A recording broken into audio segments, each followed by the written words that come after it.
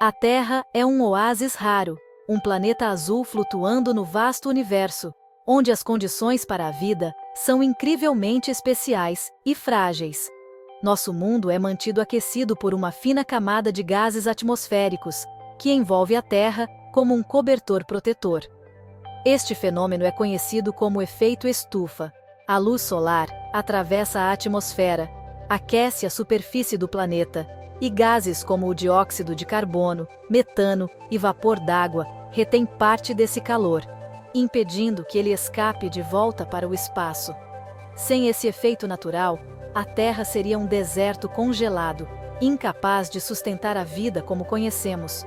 Por milhões de anos, esse delicado equilíbrio permitiu que florestas, oceanos e incontáveis espécies prosperassem, criando a incrível diversidade de vida do nosso planeta. Mas agora, estamos engrossando essa camada ao queimar combustíveis fósseis em ritmo acelerado, bombeando quantidades sem precedentes de dióxido de carbono e outros gases para o ar, alterando a composição da atmosfera. O resultado? Mais calor é retido, causando o aumento das temperaturas globais. Vemos os efeitos em todo o mundo: derretimento de geleiras, aumento do nível dos mares, secas, enchentes e eventos climáticos extremos cada vez mais frequentes. O equilíbrio que sustentou a vida por eras está sendo perturbado de forma alarmante. A química da nossa atmosfera está mudando, e a principal causa somos nós, seres humanos, com nossas atividades industriais e energéticas. O principal culpado?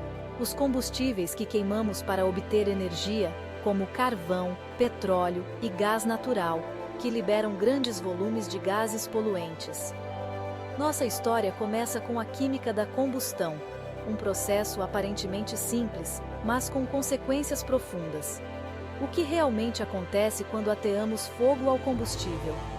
Quais reações químicas estão por trás dessa transformação? Como esse ato simples, repetido bilhões de vezes todos os dias, muda a atmosfera do nosso planeta e afeta o clima global? Para responder a isso, precisamos olhar o que está dentro dos nossos tanques de combustível, nos carros, aviões e indústrias. Gasolina e etanol, dois combustíveis, duas histórias químicas distintas, mas ambos com impacto global significativo. Vamos explorar como a química desses combustíveis molda nosso mundo, influenciando não só o meio ambiente, mas também o nosso futuro coletivo. A combustão é uma reação química. Combustível encontra oxigênio, liberando calor e luz. No seu carro, milhões de pequenas explosões transformam combustível em energia. Gasolina e etanol são ambos hidrocarbonetos, repletos de energia do Sol. Quando acesos, suas moléculas se quebram, e átomos de carbono e hidrogênio se ligam ao oxigênio. O resultado? Vapor d'água e dióxido de carbono. Essa dança química impulsiona seu carro e libera gases de efeito estufa. A quantidade de dióxido de carbono depende da composição do combustível. Para comparar combustíveis, precisamos falar a linguagem da química. Quanto dióxido de carbono cada combustível produz? Vamos detalhar, molécula por molécula. A resposta está em suas origens. A história da gasolina começa milhões de anos atrás, em oceanos antigos. Plâncton e algas mortas, enterrados sob sedimentos, transformaram-se em petróleo bruto, sob calor e pressão. Esse óleo é um combustível fóssil, um armazém de luz solar antiga. Refinamos petróleo bruto em gasolina, uma mistura de hidrocarbonetos, principalmente octano, C8A18. Cada átomo de carbono na gasolina foi uma vez CO2 atmosférico, aprisionado por eras. A queima de gasolina libera esse carbono antigo de volta ao ar como CO2. Isso completa um ciclo, mas em um ritmo que a natureza nunca pretendia. A gasolina é luz solar antiga, libertada em um instante. Mas e o etanol? A história do etanol é surpreendentemente moderna. Começa em um campo sob o sol de hoje, onde a energia solar é capturada diariamente pelas plantas. É aqui que a natureza inicia um processo fascinante, transformando luz em vida e, eventualmente, em combustível. Plantas como milho e cana-de-açúcar absorvem CO2 do ar, usando a fotossíntese para armazenar energia solar em forma de açúcares. Esse processo não só remove carbono da atmosfera, mas também cria a base para a produção de biocombustíveis renováveis. Através da fermentação, o fermento consome esses açúcares e os transforma em etanol, C2H5OH e CO2. Esse passo é essencial para converter a energia armazenada nas plantas em um combustível utilizável. Depois, a destilação separa e concentra o etanol, tornando-o adequado para uso como combustível em veículos e indústrias. O carbono presente no etanol estava no ar apenas uma estação atrás, mostrando como o ciclo é rápido e renovável. Quando queimamos etanol, esse carbono retorna à atmosfera, fechando um ciclo curto e quase equilibrado, diferente dos combustíveis fósseis. Por isso, o etanol é frequentemente chamado de neutro em carbono, pois não adiciona carbono antigo à atmosfera. Mas será que essa neutralidade é realmente tão simples quanto parece? Para descobrir, precisamos comparar a química da queima de cada combustível, analisando suas reações e impactos.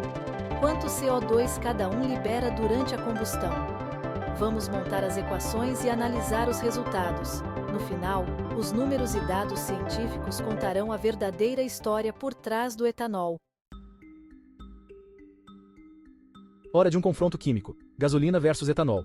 Usamos estequiometria, o livro de receitas da química, para contar átomos em cada reação. Para gasolina, octano, 2, C8H18, plus, 25, O2, 16, CO2, plus 18H2O. Para etanol, C2H5OH, plus, 3, O2, 2, CO2, plus 3, H2O. Queimar octano produz mais CO2 por molécula do que etanol, mas compramos combustível por litro, não por molécula.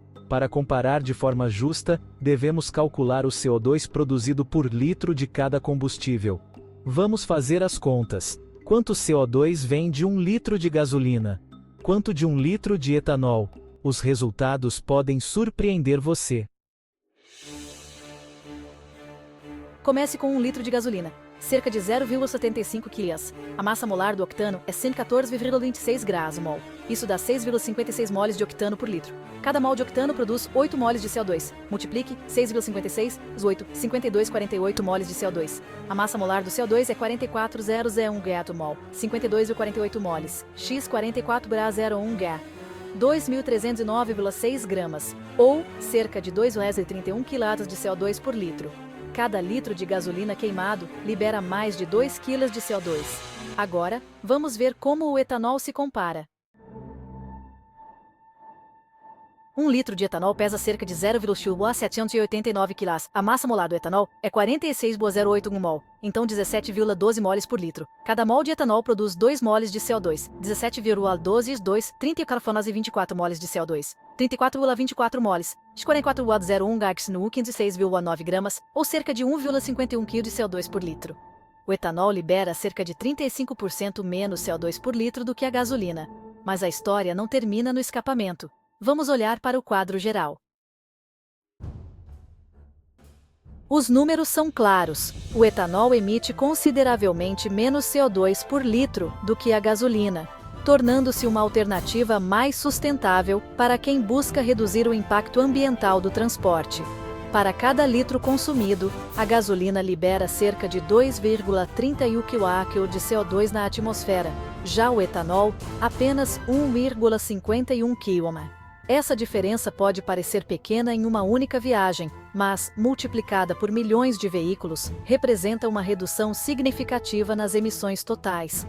O carbono presente no etanol é retirado do ar pelas plantas durante o crescimento e retorna rapidamente ao ambiente quando queimado, tornando o ciclo quase neutro em carbono.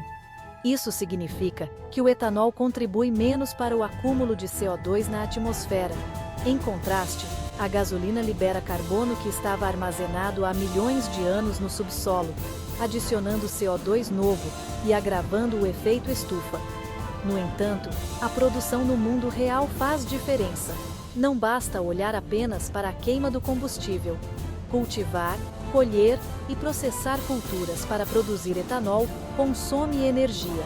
Tratores movidos a diesel, fertilizantes químicos, fábricas funcionando e transporte de matéria-prima. Tudo isso gera emissões adicionais. Quando analisamos o ciclo de vida completo, desde o plantio até o tanque do carro, a vantagem do etanol diminui, mas ele ainda se mantém mais limpo que a gasolina tradicional. Utilizar resíduos agrícolas ou plantas mais eficientes, como o switchgrass, pode tornar o etanol ainda mais sustentável, reduzindo ainda mais as emissões totais.